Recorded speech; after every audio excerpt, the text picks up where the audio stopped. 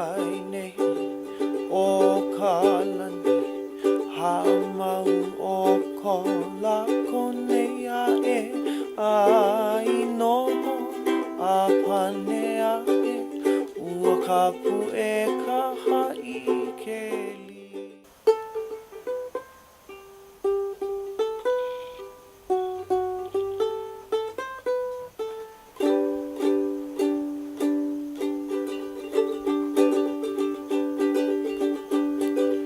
Ke aine $200, we're at $14,300 that we've collectively had. And as of right now, our trip costs $15,138.40 for all the students. Like I'm making sure that each day we have some kind of activity, like going to the museum. We'll also be going to the university, having a beginning talk then.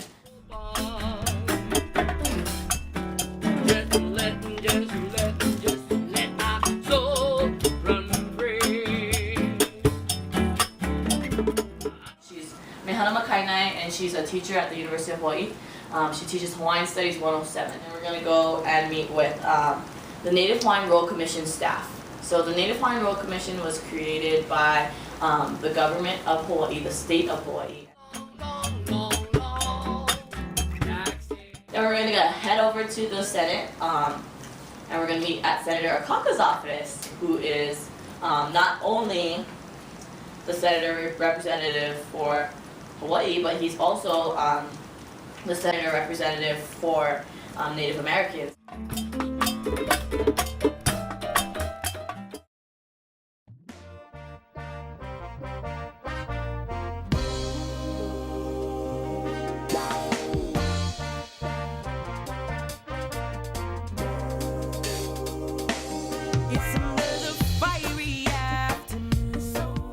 We had a very, very successful lifestyle going on in these islands pre-contact from European arrival.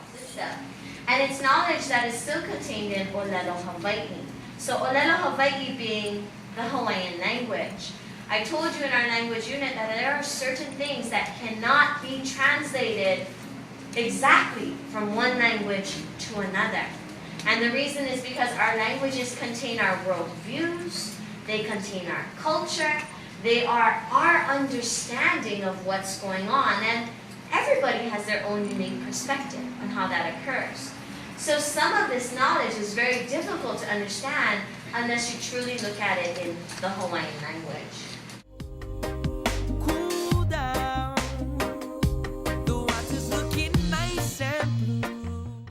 You as a student decide, oh, we found these old lo'i, we're gonna learn how to do this, and then we're gonna invite other students. So basically, they're running full-on programs here without the university's approval or consent.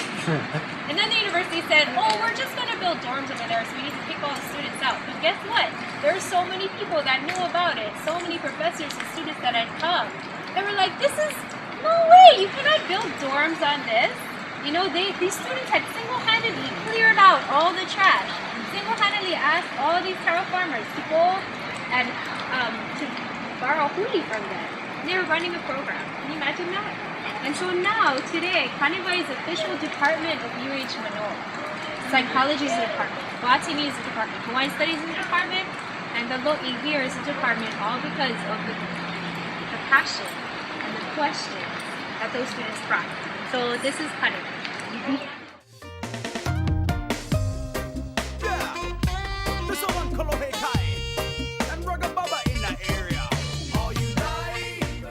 The very first thing that we did is we actually consulted with the kapuna, or the elders of the Hawaiian community, and we asked for the first time ever, in my opinion, how do we put a Hawaiian worldview into Hawaiian Hall? You would imagine that would be appropriate.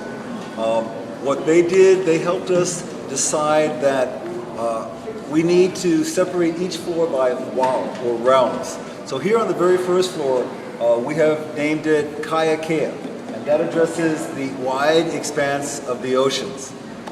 Again, to the people, everything originates from the oceans. Gods, the goddesses, the different waves of migrants that came from across the seas. We have a little bit of ali'i treasures as well, but that is Kaiakea, first floor. Second floor, we have Wao Kanaka, it's realm of man.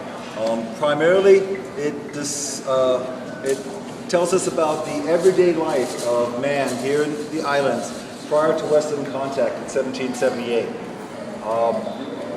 Third floor, that's my favorite. Waolani, realm of the heavens. Starting with the Ali'i Wahine, the three women that contributed to the most part to the founding collection that made up our Mission Museum here. And then from there we go to Kamehameha the Great, Kamehameha first, all the way through the last reigning monarch, Queen Liliuokalani. We touch a little bit about the Renaissance, and my favorite thing in the entire collection, timing is great. They always say timing is everything. We bring out the pa'u skirt of Nahi'ene'ena, who is a sacred daughter of Kamehameha, maybe 3 or 4 months every 2 years. Fortunately, it's up on the third floor. When we hit there, you probably realize that we have reached the end of our tour.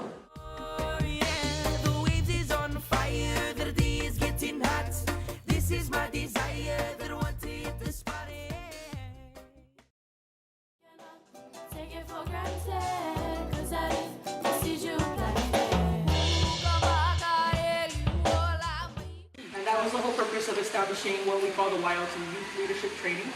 Every summer we do recruitments.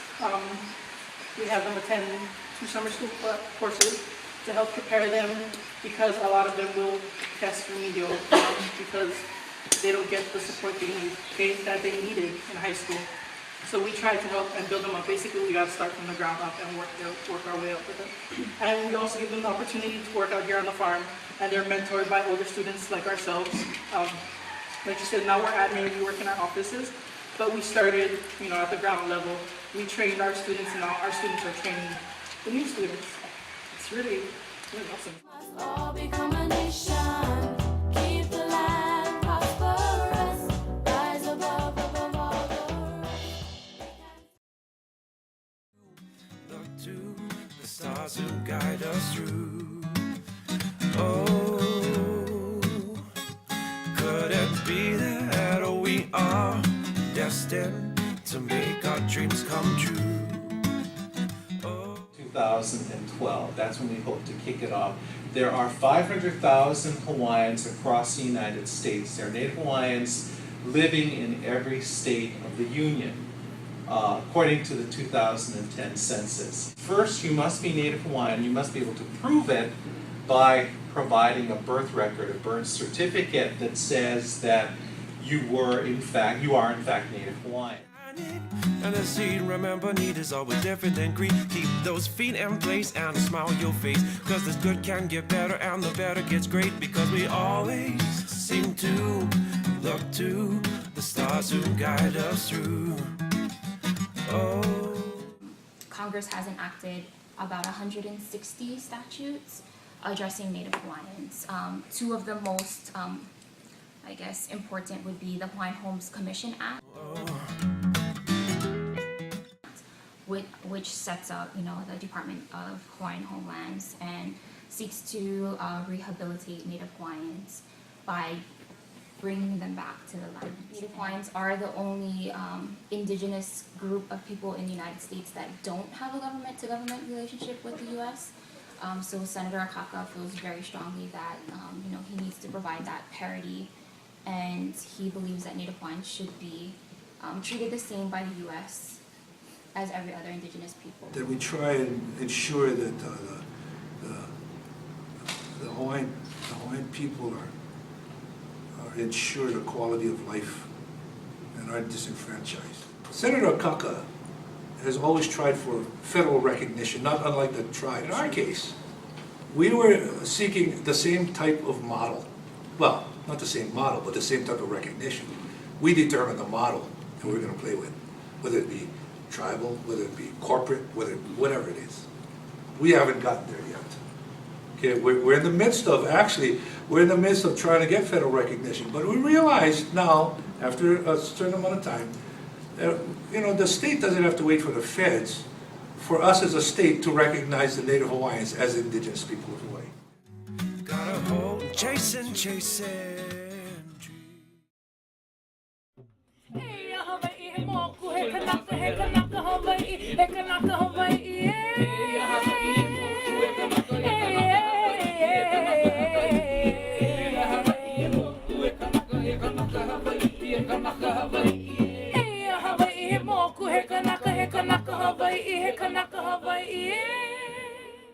And these lashings are traditional lashings done by, we had, he was over 80 years old, this Hawaiian man, and came to do the lashings for this. And so there are, as people like to use the word authentic, this is authentic. Senet, coconut husk senet, made into rope and lashed and lashed traditionally.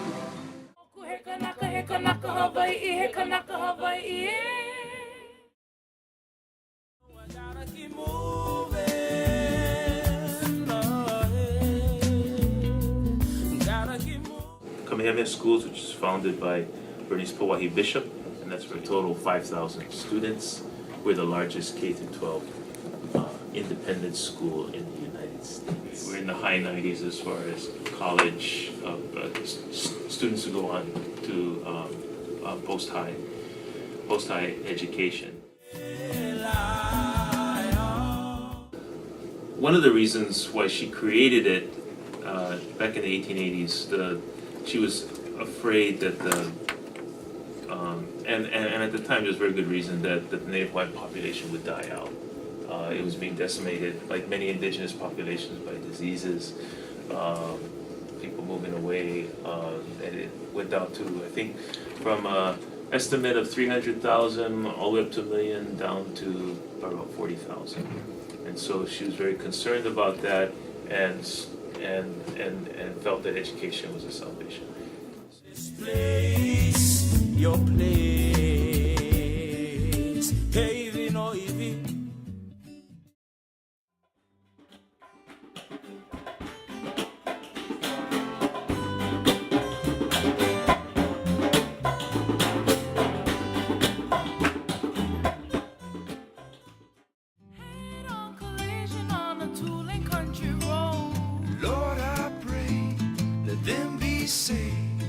No turning back, I'm just a mile away from home. I sit here waiting, let me be patient. Sometimes it's hard to ease my mind to read.